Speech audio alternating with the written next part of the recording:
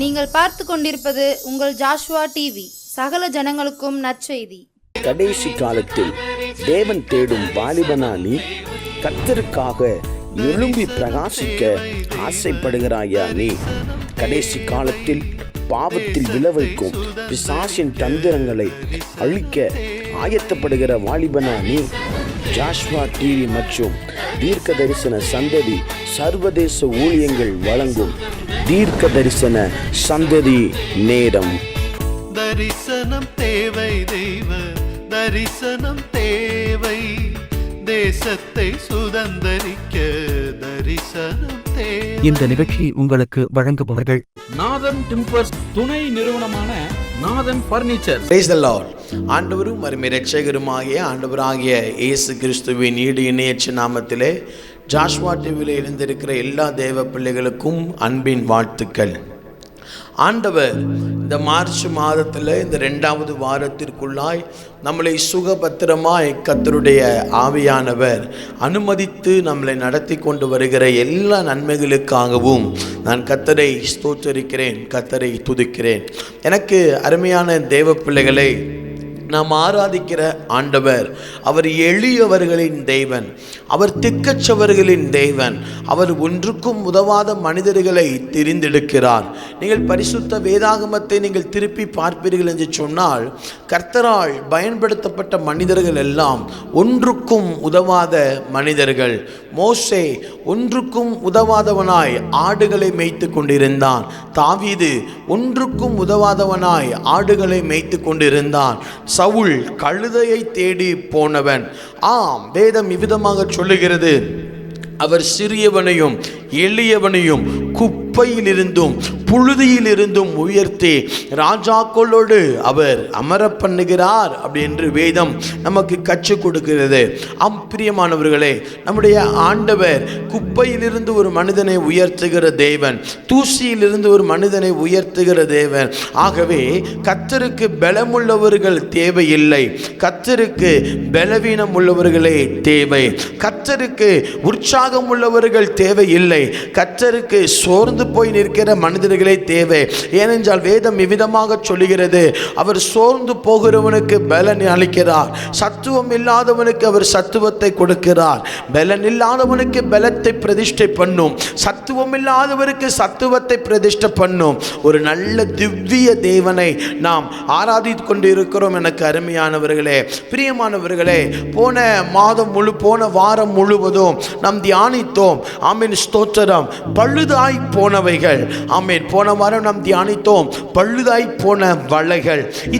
இந்த புதிய மாதத்தின் 2வது வாரத்தில் இருந்து நாம் தியானிக்க போகிற ஆவியானவர் ஜெபிக்கும் பொழுது என்னுடைய இருதயத்திலே போட்ட வார்த்தை என்ன தெரியுமா?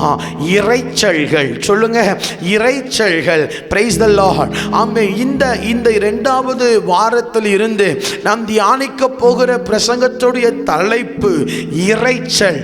ஒரு தேவ பிள்ளையுடைய வாழ்க்கையிலே எந்தெந்த இறைச்சல்கள் கேட்டுக்கொண்டு இருக்கிறது, எந்தெந்த இறைச்சல்களை பார்த்து நாம் பயந்து கொண்டு இருக்கிறோம், எந்தெந்த இறைச்சல்களை கர்த்தர் நம்முடைய ஜீவியத்திலே இனி கேட்க செய்வார் என்பதை குறித்து தான் நாம் தியானிக்க போகிறோம். திறந்த இருதயத்தோடு இருங்கள். கொஞ்சம் கண்களை மூடி வார்த்தைக்கு நேராக இருதயத்தை திருப்பி, வேதம் சொல்லுகிறது கர்த்தருடைய வார்த்தை காதேஷ் வனாந்தரத்தை அதிர பண்ணும், கர்த்தருடைய வார்த்தை பெண்மான்களை ஈனச் செய்யும், கர்த்தருடைய வார்த்தை ஊனையும் கணுக்கையும் 2ஆக பிளக்கும்.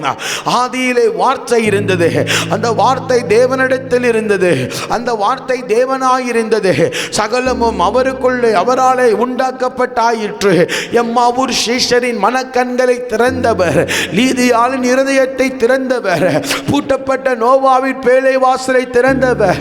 ராஜா, ஜனம் உம்முடையது, வார்த்தை உம்முடையது, அடிமை உம்முடையவன். அப்பா, எங்க கூட பேசும் என்று சொல்லி கெஞ்சி நிற்கிறோம். இயேசுவின் நாமத்தில் ஜெபிக்கிறோம் பிதாவே, ஆமென். Praise the Lord. பிரியமானவர்களே, முதலாவது ஆண்டவர் நமக்கு தந்த வார்த்தை இறைச்சல். அதை மையமாக வைத்து இந்த மாதம் அடுத்த மாதம் துவக்கம் வரை நாம் தியானிக்கலாம், திருப்பிக் கொள்ளலாம். யாத்திரை ஆகமத்தின் புஸ்தகம் 32வது அதிகாரம் வசனம் 15 முதல் நான் வாசிக்கிறேன், நீங்கள் கேளுங்கள். யாத்திரை ஆகமம் 32வது அதிகாரம் வசனம் 15 முதல். பின்பு மோசே மலையிலிருந்து இறங்கினான். சாட்சி பலகைகள் இரண்டும் அவன் கையிலே இருந்தது. அந்த பலகைகள் இருபுறமும் எழுதப்பட்டிருந்தது. அவைகள் இந்த பக்கத்திலும் அந்த பக்கத்திலும் எழுதப்பட்டிருந்தது. அந்த பலகைகள் தேவனால் செய்யப்பட்டது. அவைகளில் பதிந்து எழுந்தது எழுத்து தேவனால் எழுதப்பட்ட எழுத்தாயிருந்தது. ஜனங்கள் ஆரவாரம் பண்ணுகிறதை யோசுவா கேட்டு மோசேயை நோக்கி, பாளையத்திலே யுத்தத்தின் இரைச்சல் உண்டாயிருக்கிறது என்றான். அதற்கு மோசே, அது ஜெயத்தொனியாகிய சத்தமும் அல்ல, அபஜெய தொனியாகிய சத்தமும் அல்ல, எந்த ஒரு பாடலின் சத்தம் எனக்கு கேட்கிறது என்றான். அதற்கு அவன் பாளையத்திற்கு சமீபித்து அந்த கன்று குட்டியையும், நல்ல கவனிங்க, அவன் பாளையத்திற்கு சமீபித்து அந்த கன்று குட்டியையும் நடனத்தையும் கண்டபோது மோசே கோபம் மூண்டவனாகி தன் கையிலே இருந்த பலகைகளை மலையின் மேல் அடியின் எரிந்து உடைத்து போட்டு அவர்கள் உண்டு பண்ணின கன்று குட்டியை எடுத்து அக்னியில் சுட்டெரித்து அதை பொடி பொடியாக அரைத்து தண்ணீரின் மேல் தூவி அதை இஸ்ரவேல் புத்திரர் குடிக்கும்படி செய்தான்.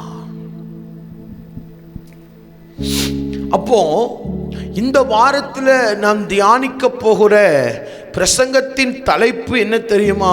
சொல்லுங்கள், யுத்தத்தின் இரைச்சல். சத்தமா சொல்லுங்க, யுத்தத்தின் இரைச்சல். உங்களுக்கு ஒன்று தெரியுமா? மோசே கர்த்தருடைய சமூகத்திலே இரவும் பகலும் உபவாசம் இருந்து கர்த்தருடைய கரம் ஒரு பலகையை செய்து அந்த பலகையிலே முன்பக்கமும் அந்த பலகையிலே பின்பக்கமும் கர்த்தர் மோசேக்கு தம்முடைய வார்த்தைகளை, பரலோகத்துடைய நீதியை மனுஷனுக்கு எழுதி கொடுக்கிறார். நீங்களும் நானும் ஆராதிக்கிற ஆண்டவர் எழுத்துக்களின் தேவன். அவர் எழுதுவார், கற்பலகையின் மேலே எழுதுகிறார். தானியேல் புஸ்தகத்தில் சுவரில் எழுதுகிறார், மெனே மெனே தெக்கே உப்பாசின் என்று. புதிய ஏற்பாட்டில் விபச்சாரம் பண்ண ஸ்திரீயை கர்த்தருக்கு முன்பாக கொண்டு வந்து நிறுத்தியிருக்கிறார்கள். அப்பொழுது அவர் தரையில எழுதுகிறார். பரலோகத்தில் 2 புஸ்தகம் இருக்கிறது, ஞாபக புஸ்தகம், ஜீவ புஸ்தகம். ஞாபக புஸ்தகத்தில் நம்முடைய காரியங்கள் எல்லாவற்றையும் கர்த்தர் எழுதுகிறார். அப்போ நம்முடைய ஆண்டவர் யாரு? நம்ம சொல்லணும், எழுதுகிற தேவன். ஆமென் சொல்லுங்க. ஏன்னு கேட்டா, உலகத்தில் எல்லா பேசப்படுகிற மொழியையும் உண்டாக்கினவர் கர்த்தர். அவரே ஜனங்களை சிதறடிக்க பண்ணி, அவரை மொழிகளை எல்லாம் உண்டு பண்ணி, எல்லாவற்றும் தாறுமாறாக்கி உண்டு பண்ணினார். ஹிந்தி பேசுறவனுக்கு தமிழ் தாறுமாறு, தமிழ் பேசுறவனுக்கு ஹிந்தி தாறுமாறு. அப்போ மோசையை கர்த்தர் கூப்பிட்டு முன்பக்கமோ பின்பக்கமோ கையை வச்சு எழுதி மோசை கிட்ட ஒரு பலகையை கொடுத்து அனுப்புகிறார். இப்போ வேதம் சொல்லுகிறது, மோசையும் அந்த யோசுவாவும் அந்த இதை பார்த்து கொண்டிருக்கிறார்கள். பாளையத்தில் ஒரு சத்தம் கேட்கிறது. இப்போ கேட்கிற சத்தம் யோசுவாவுக்கு எப்படி கேட்குது அப்படின்னா, இது யுத்தத்தின் இரைச்சல். என்னது இது? யுத்தத்தின் இரைச்சல். இப்போ மோசைக்கு அந்த சத்தம் என்ன சத்தமா கேட்கிறது அப்படின்னா, இது ஜெயத்தொனியாகிய சத்தமும் அல்ல, அபஜெயத்தொனியாகிய, அதாவது வெற்றியின் சத்தமும் அல்ல, இது தோல்வியின் சத்தமும் அல்ல. என் காதுகளுக்கு இது எப்படி கேட்கிறது? பாடலின் சத்தமாய் கேட்கிறது. அப்போ வாங்க மோசே, நம்ம என்ன நடக்குதுன்னு பார்ப்பணும். மோசே தீர்க்கதரிசியும் யோசுவாவாகிய தலைவனும் வருங்கால தலைவனும் வெளியே சென்று பார்த்தால் இந்த இஸ்ரவேல் ஜனங்கள் மோசே மலையின் மேலிருந்து இறங்கி வருகிற நாட்கள் காலமான உடனே என்ன பண்ணுகிறார்கள் அப்படின்னா, பொன்னினால் தனக்கு ஒரு கன்று குட்டியை உண்டு பண்ணி அதை தெய்வமாக நமஸ்கரித்து பாடல் பாடி ஆராதிக்கிறார்கள். விக்கிரக ஆராதனை நடக்கிறது. இந்த இஸ்ரவேலர்கள் சாதாரண மக்கள் அல்ல. இவர்களை கர்த்தர் 40 வருடம் வனாந்தரத்தில் நடக்கும் பொழுது கர்த்தர் மேக ஸ்தம்பமாக இருந்தார், கர்த்தர் அக்கினி ஸ்தம்பமாக இருந்தார். இவர்களுக்கு பசிக்கும் பொழுது இவர்களுக்கு காடைகளை கொடுத்தார். இவர்களுக்கு தேவ தூதர்களுக்கு கொடுக்கிற பரலோக ஆகாரமாகிய ஸ்தோத்திர மன்னாவை கொடுத்தார். தண்ணி பிரச்சனை தண்ணியை கொடுத்தார். சரீர பிரச்சனை சுகத்தை கொடுத்தார். இவர்கள் கர்த்தரை கண்டவர்கள். யெகோவா தேவன் தன்னுடைய வாழ்க்கையிலே செய்த அற்புதங்களை கண்டவர்கள். இவர்கள் மாட்சிமையை கண்டவர்கள். 40 வருஷம் இவர்கள் வஸ்திரத்தை மாற்றவில்லை. வஸ்திரங்கள் புதிதாக மாறிக்கொண்டே இருந்தது. 40 வருஷம் செருப்பு வளர்ந்து கொண்டே இருந்தது.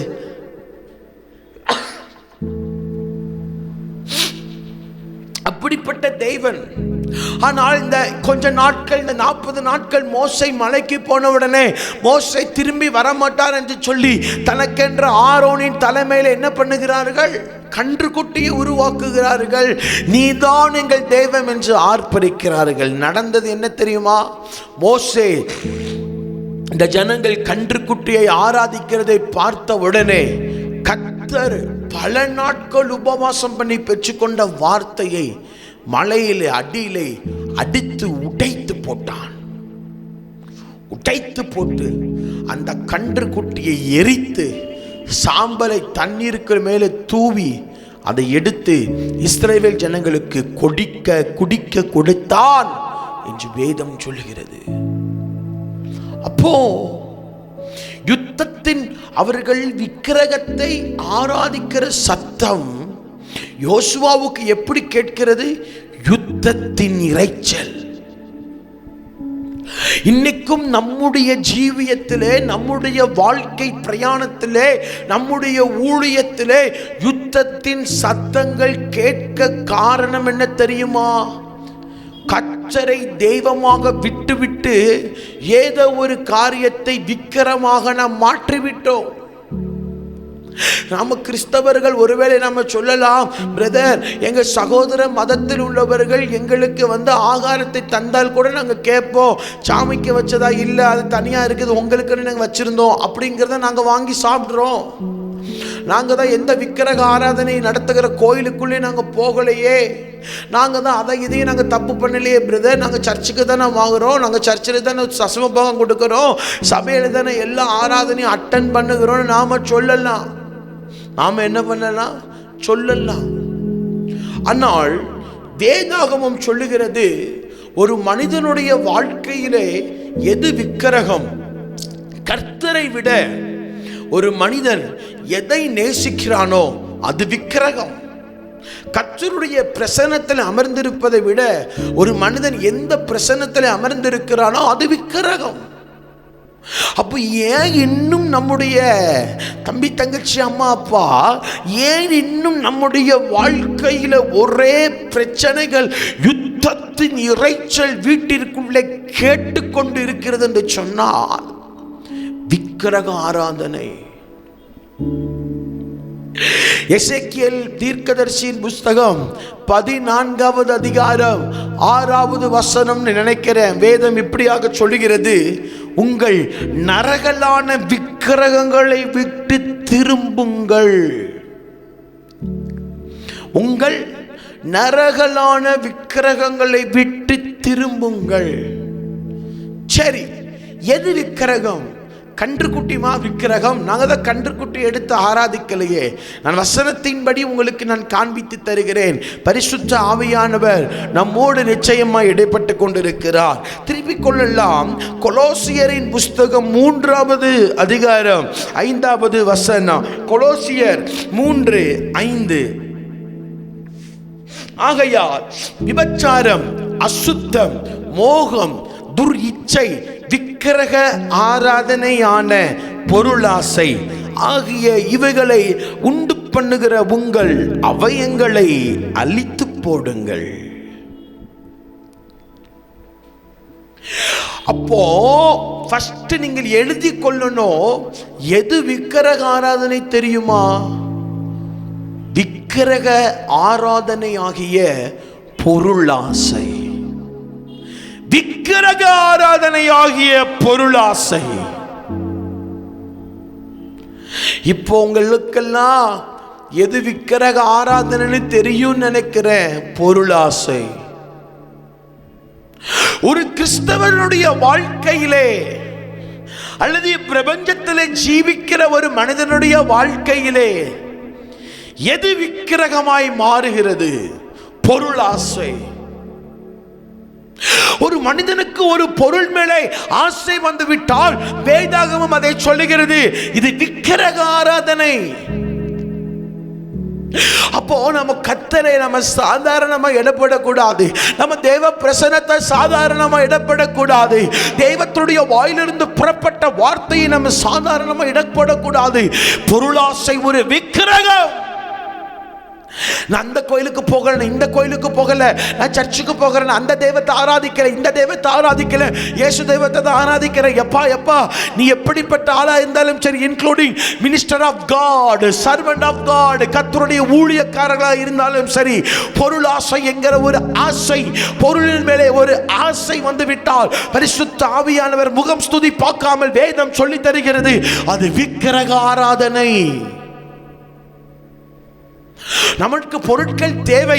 எப்போ எந்தெந்த பொருட்களை நமக்கு தர வேண்டும் என்று கர்த்தருக்கு தெரியும். பொல்லாத மனுஷராகிய நீங்களே உங்கள் பிள்ளைகளுக்கு நல்ல பொருட்களை கொடுக்க, நல்ல காரியத்தை கொடுக்க யோசிக்கும் பொழுது பரமபிதா அவருக்கு நமக்கு எந்தெந்த பொருளை, எந்தெந்த நேரம், எந்தெந்த காலங்கள், ஏற்ற நேரத்தில் எவைகளை நமக்கு தர வேண்டும் என்று தெய்வத்துக்கு தெரியும். தெய்வத்துடைய ஆவியானவருக்கு தெரியும். தெய்வத்துடைய வார்த்தைக்கு தெரியும். அப்ப நல்லா நீங்க கவனிக்க வேண்டும். அன்னைக்கு இஸ்ரவேல் ஜனங்கள் கன்றுக்குட்டி விக்கிரக ஆராதனை. ஆனா புதிய ஏற்பாட்டில் பொருளாசை ஒரு கன்றுக்குட்டி, பொருளாசை ஒரு விக்கிரக ஆராதனை. அல்லேலூயா. பொருளாசை ஒரு விக்கிரக ஆராதனை. என்ன அறியாமலே, அப்ப என்னன்னா என்ன அறியாமலே நான் விக்கிரக ஆராதனைக்குள்ள இருக்கிறேன்.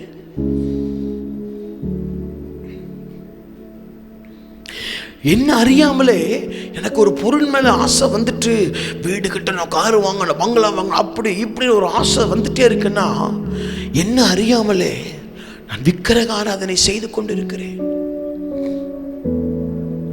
என்ன அறியாமலே நான் கர்த்தரை அவமதித்துக் கொண்டிருக்கிறேன்.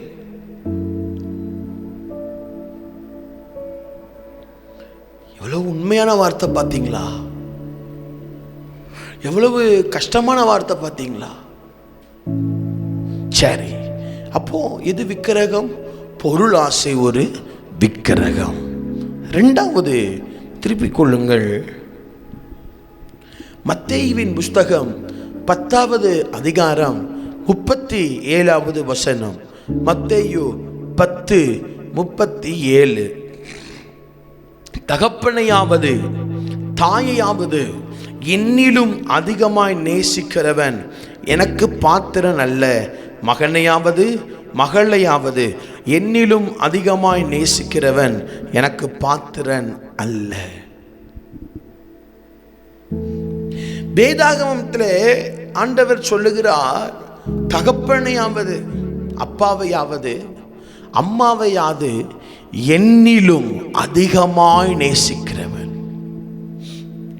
தகப்பனையும் தாயையும் மனைவியையும் பிள்ளைகளையும் நாம் நேசிக்க வேண்டும். ஆண்டவர் அதற்கு எதிரானவர் அல்ல. அவர் சத்துருக்களையே நேசிக்க சொல்லுகிறார் என்று சொன்னால், பெற்ற தாய் தகப்பன்மார்களை கர்த்தர் தந்த நல்ல பொக்கிஷசாலை ஆகிய மனைவியை அவர் நேசிக்க சொல்லாமல் இருக்க மாட்டார். எதிரியவே நேசின்னு சொன்னா மனிதர்களை நேசிக்க கூடாதுன்னு சொல்லுவாரா இவர்? குடும்பத்தை நேசிக்க கூடாதுன்னு சொல்லுவாரா இவர்? இல்லை. உங்களை சபிக்கிறவர்களை ஆசீர்வதியுங்கள். ஒரு கண்ணத்தை அடிச்சா மறு கண்ணத்தை காமின்னு சொன்ன மகா பெரிய ராஜாவை நம்ம ஆராதிக்கிறோம், மகாராஜனை ஆராதிக்கிறோம்.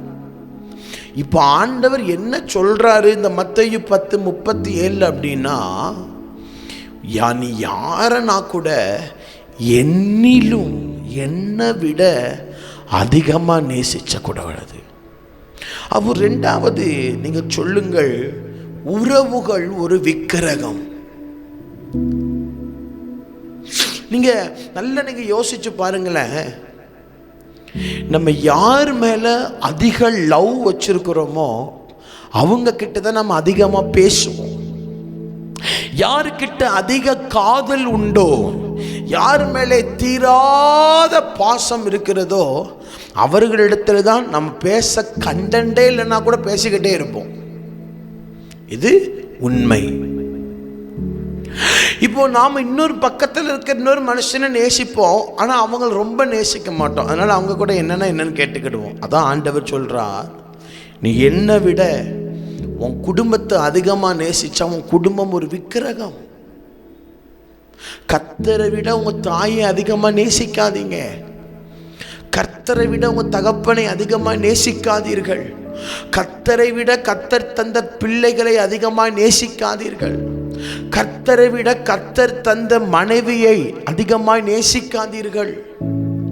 முதலாவது கர்த்தர் என்னுடைய பியூர் 100% லவ் only God.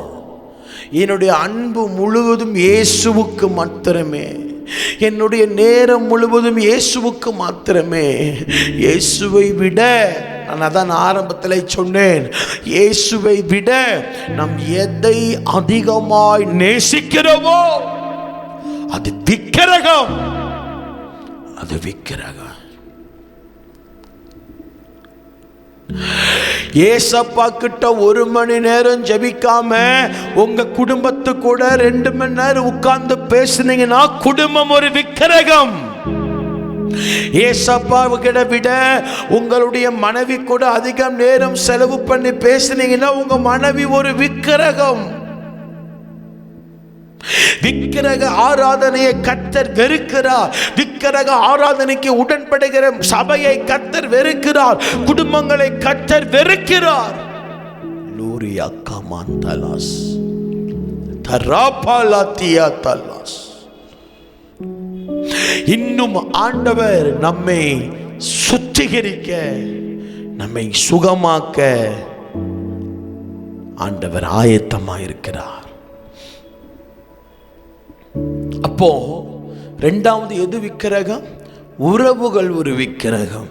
மூன்றாவது யோவான் 12:43, அவர்கள் தேவனால் வருகிற மகிமையிலும் மனுஷரால் வருகிற மகிமையை அதிகமாய் விரும்பினார்கள். மூன்றாவது மகிமை ஒரு விக்கிரகம், க்ளோரி ஒரு விக்கிரகம். ஏரோது கர்த்தருடைய வார்த்தையை பிரசங்கம் பண்ண உடனே எல்லாரும் என்ன சொல்றாங்க அப்படின்னா, இது கர்த்தருடைய வார்த்தை என்று சொன்ன ஏரோது கெத்தா மகிமையை எடுத்துக்கொண்டு சிங்காசனத்தில் உட்கார்ந்தான்.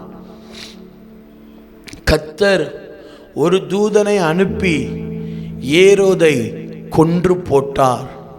அவன் புழுத்து செத்தான்.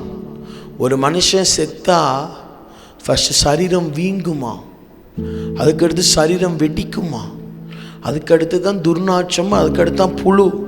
இந்த ப்ராசஸ் நடக்கவே 7 to 13 நாட்கள் மாறும் ஒரு மனுஷனுடைய சரீரத்தில் புழு உண்டாக. ஆனால் வேதம் சொல்லுகிறது, ஏரோது கர்த்தருடைய மகிமையை திருடினான். கர்த்தர் இறங்கி வந்து என்ன பண்ணினார்? அவனை தூதனை வைத்து அடித்தார். உடனே புழுத்து செத்து போனான். அதைத்தான் வேதம் ஏசாயா தீர்க்கன் 42வது அதிகாரத்திலே 8வது வசனத்திலே அதிகமாக எழுதியிருக்கிறார். நான் கர்த்தர், இது என் நாமம், என் மகிமையை ஒருவனுக்கும் என் துதியை விக்கிரகங்களுக்கும் கொடு. அப்போ மகிமை, அதான் நம்ம ஜெபத்தில் சொல்றோம், எல்லா துதி, எல்லா கனம், எல்லா மகிமையும் இயேசு ஒருவருக்கே நாங்கள் செலுத்துகிறோம். துதி, கனம், மகிமை, பேர், புகழ்ச்சி எல்லாம் அவருக்கு மாத்திரம்தான். அப்போ சொல்லுங்க, மகிமை ஒரு விக்கிரகம். இன்னொன்று கூட நான் உங்கள்ட்ட சொல்லட்டுமா? நம்ம வீட்டில் வளர்க்குற உயிரினங்கள் கூட ஒரு சில நேரத்தில் விக்கிரகங்களாக மாறிடுது. எடுத்துக்காட்டு, நாய், பூனை, கிளி, பறவைகள். ஏசப்பாவிட்ட அதிகமாக நம்ம கொஞ்சி சிரித்து ஜெபிக்கிறதை விட அதிகமாக நம்ம வீட்டு பிராணிகள் கூட்ட விளையாண்டா கூட அது விக்கிரகமாக மாறுது. Instagram, Facebook, YouTube, WhatsApp, Twitter extra extra etcetera எல்லாத்தையும் கத்துட்டு 1 மணி நேரம் கூட ஜெபிக்காம இன்ஸ்டா, ஃபேஸ்புக்கில் நீங்கள் அடிக்ஷனாக இருந்தீங்கன்னா அது ஒரு விக்கிரகம்.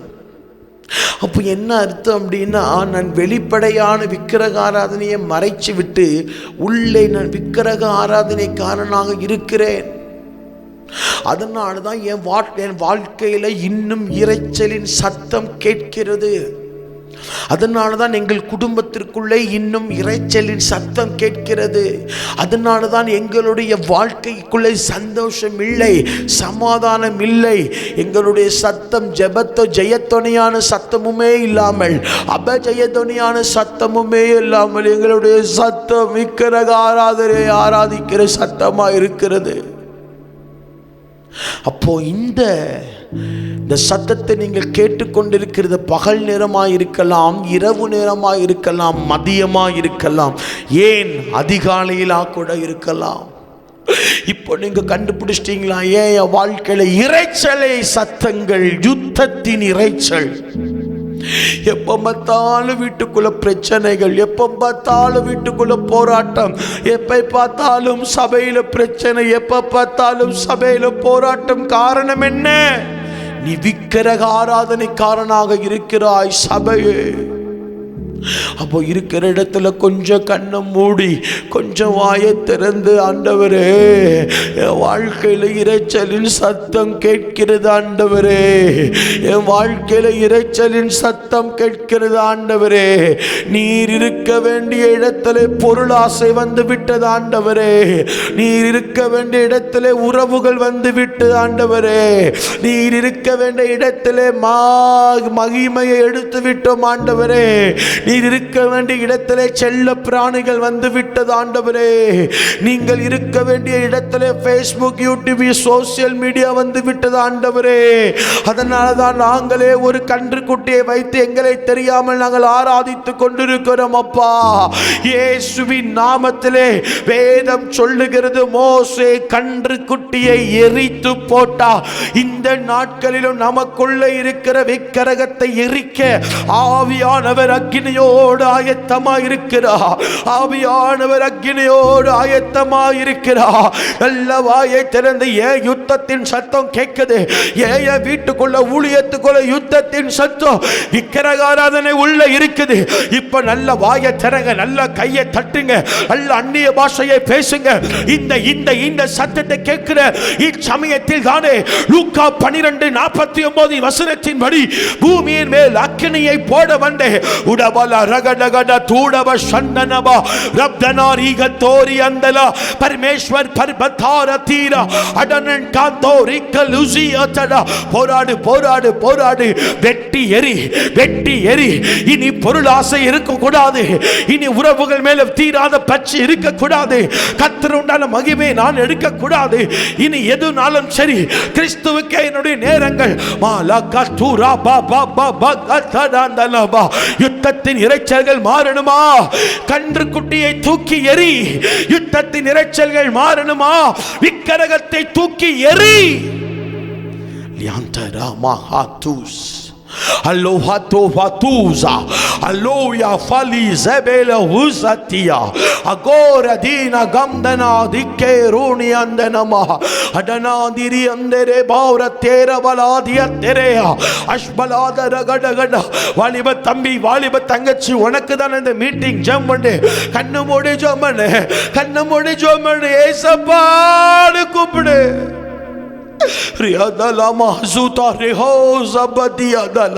இயேசுவின் நாமத்திலே கர்த்தருக்கு பிரியமில்லாத என்னுடைய வாழ்க்கையிலே எந்த விக்கிரகங்கள் இருந்தாலும் சரி, கர்த்தாவே உம்மை நாங்கள் அனுமதிக்கிறோம். எவைகளை வெட்ட வேண்டுமோ அவைகளை வெட்டுவீராக, எவைகளை அறுக்க வேண்டுமோ அவைகளை அறுப்பீராக, எவைகளை பிடுங்க வேண்டுமோ அவைகளை பிடுங்குவீராக. Holy Spirit of God, thank you அப்பா. இந்த சத்தத்தை கேட்டுக்கொண்டிருக்கிற ஜாஷுவா டிவியில் இணைந்திருக்கிற ஒவ்வொரு தேவ பிள்ளைகளுக்காக, தேவ மனிதர்களுக்காக ஸ்தோத்திரம். லபிதா ஹத்துஸா பலதியா பாலாஸ் மல்லஃபூலிஸ ஃபதாகஸ்தியாதுஸ். எல்லா விக்கிரகத்தின் வல்லமைகளும் இயேசுவின் நாமத்திலே சுட்டெரிந்ததற்காக ஸ்தோத்திரம். இனி இறைச்சலின் சத்தம் அல்ல, இனி ஆராதனையின் சத்தம் கேட்கட்டும். தகப்பனே தகப்பனே தகப்பனே தகப்பனே, உம்மை விட்டால் எங்களுக்கு யார் உண்டுப்பா? நீர்தானே எங்கள் மூச்சு, நீர்தானே எங்கள் பேச்சு.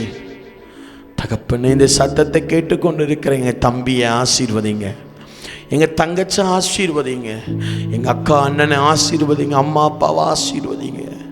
குடும்பத்திற்குள்ளே சந்தோஷம், சமாதானம், தேவ பயம், தேவ பக்தி உண்டாகட்டும். எங்களுடைய வஸ்திரத்தையே அல்ல, எங்கள் இருதயத்தை கிழித்து மனம் திரும்ப எங்களை அர்ப்பணிக்கிறோம். பலவீனப்பட்டிருக்கிறவர்களுடைய வாழ்க்கையில் பலவீனங்கள் மாறட்டும்பா. இந்த சதத்தை கேட்டுக்கொண்டிருக்கேன் நிறைய தம்பி தங்கச்சி இந்த நாட்களில் எக்ஸாம் எழுதி கொண்டிருக்கிறாங்கப்பா.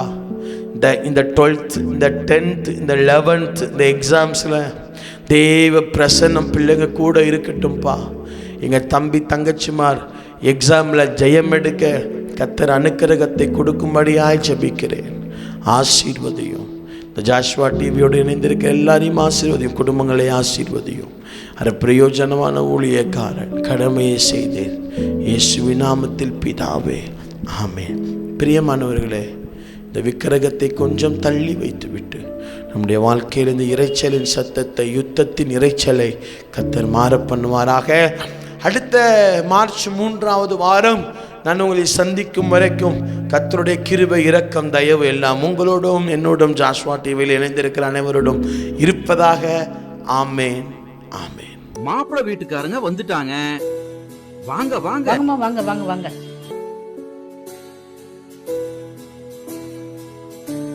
வணக்கம்மா, உட்காருங்க.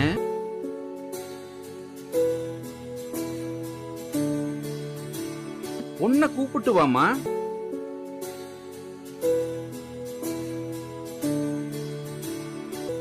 உன்னை பிடிச்சிருக்கா? உன்னை பிடிச்சிருக்குது. உங்க பர்னிச்சர்ஸ் ரொம்ப அழகா இருக்குது. அதுவா, எங்க அப்பா காலத்துல இருந்தே வீட்டுக்கு தேவையான ஜன்னல், கதவு எல்லாத்தையுமே கடையாளூர் நாதன் டிம்பர்ஸ்ல தான் வாங்குவோம். இப்போ அவங்களோட புது பர்னிச்சர் ஷோரூம் சங்கரன் கோவில் ரோடு கடையாளூர் மிக பிரம்மாண்டமா ஆரம்பிச்சிருக்காங்க.